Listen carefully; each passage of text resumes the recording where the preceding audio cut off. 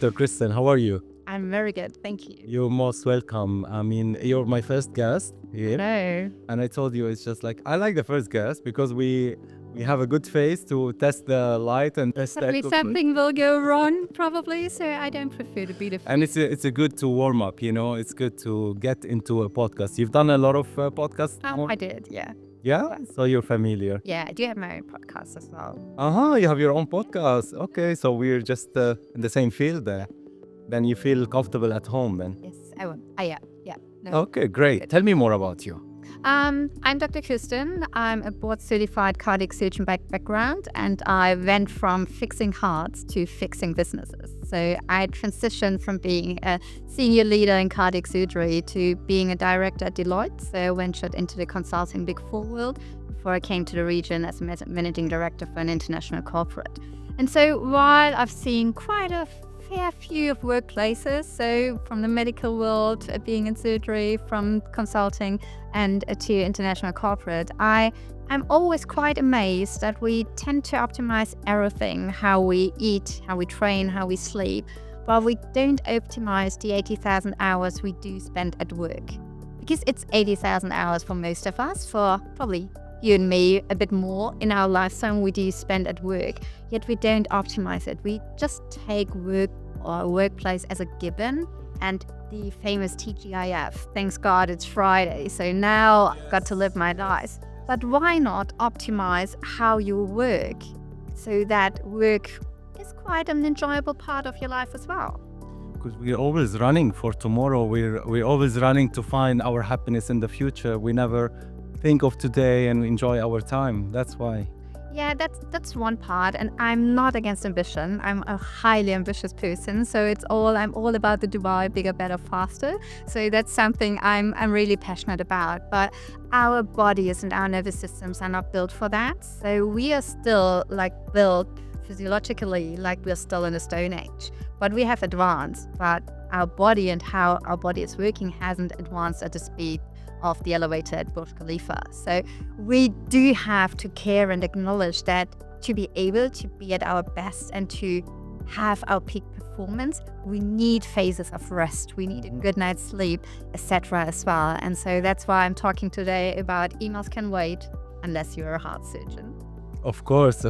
I mean, you did a huge shift from a heart surgeon to go into business. I mean, why did you do that? Usually it's the opposite. After having a business, you're going to go to a humanitarian more something which is feminine, I would say, into the... No, cardiac surgery is all but feminine, I can tell you. We were only 9% of women in cardiac surgery, so it's not a feminine field at all. I would say medical is feminine, isn't it? No, it's not. A woman cares more. We maybe do care, but we do a lot of other stuff good as well. So we are not only the carer, so we are badass cardiac surgeon as well.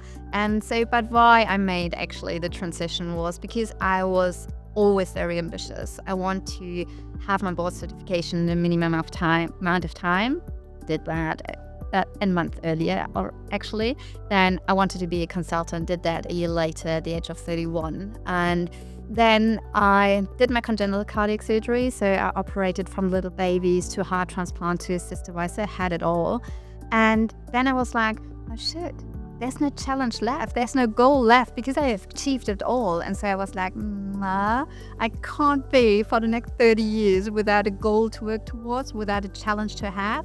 And that's where I thought, I want to have more. I want to have more impact, more power, something else. And that's why I made the transition. And initially, I thought about being a CEO of a hospital to have more impact and more power. I thought, okay, we don't learn the economics part in med school, so I have to kind of make up for that.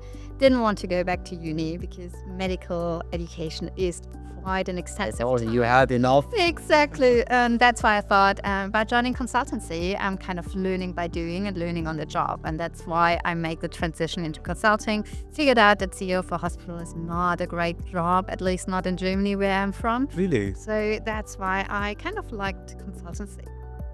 That's great. But are you listening to your body? Because this is your message. Are you? Yeah, I do. I do actually. I measure everything, and I have to say it changed quite a lot. So measuring my sleep, because sleep is the most important factor. If you can do only one thing for your longevity and to live a healthy life longer, it's your sleep. So that's number one, non-negotiable. And it's quite interesting when you start to track and you kind of notice, oh shit, pizza and pasta at night is not a great meal because it really messes with the sleep. And so it's now like, do we have Italian tonight?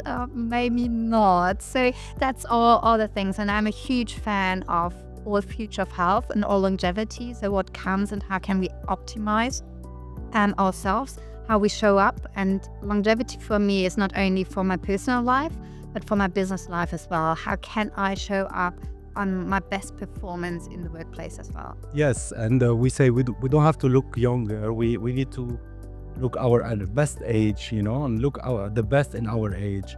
And talking about sleeping, just our body saves energy, saves food, but never saves sleep. That's true. We cannot skip that. Absolutely, because our brain needs to get rid of the waste. So we accumulate a lot of waste in our brain during our day.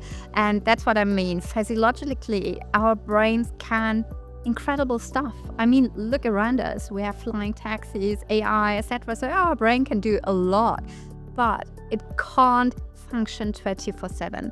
We are not made for this. And so our brain needs to rest and clear the waste.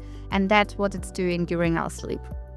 Great. Krestin, you said something about the medical field and the female occupation in that field. How do you see now, in general, the quality, the female presence in general nowadays in 2025? How do you see it?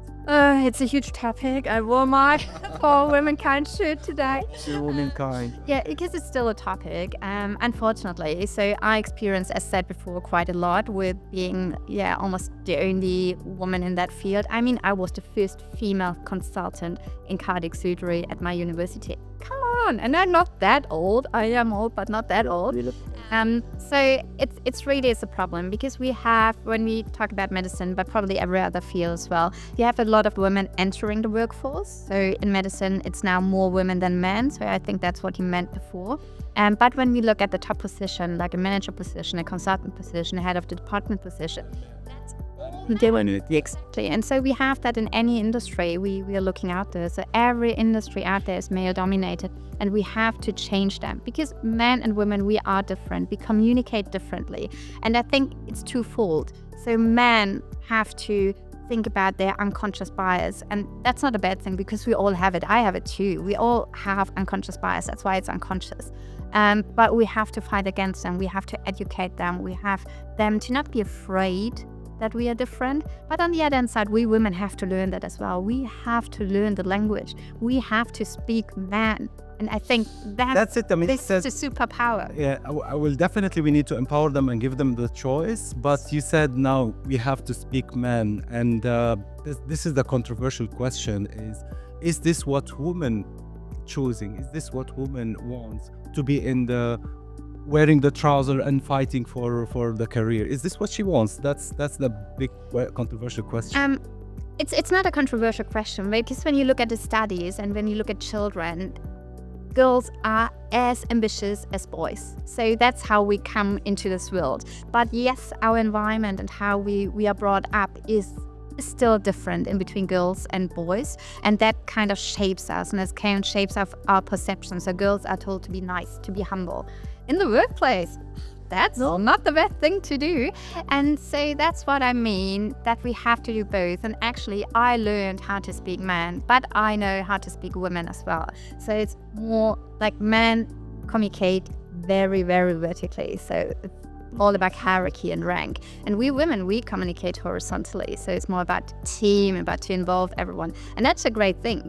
but not at all times. Not in the business, don't you agree? No, it's in the business as well, because if you want to motivate your team, if you want to get your team behind you, if you want to inspire people to follow you and work for your success and the success of your company, that's a great thing to have. But on the other hand side, when you negotiate and when you want to move up the ladder, you better know how to communicate vertically as well. So that's what we have to learn. And when you learned it, it's actually fun, because it's called the corporate game, and it's game for a reason, because it's actually quite fun to play. It's beautiful what you're saying, but doctor, not all women can survive in this environment, because they are wearing the trouser, being masculine in this energy. It's 80% masculine. I totally agree with you that you need to encourage your team, and this is a feminine energy, and I love it.